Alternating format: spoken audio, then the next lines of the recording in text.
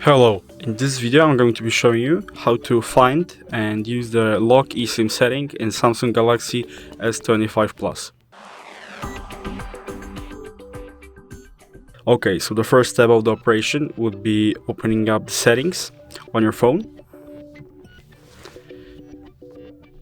And now we have to find the connections section here. And from here, scroll down a little bit until you see the SIM manager.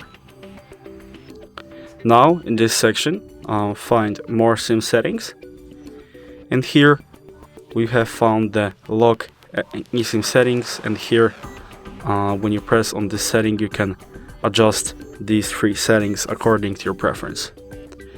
So now we're done for this video. If you considered it helpful, leave a like, subscribe, and thanks for watching.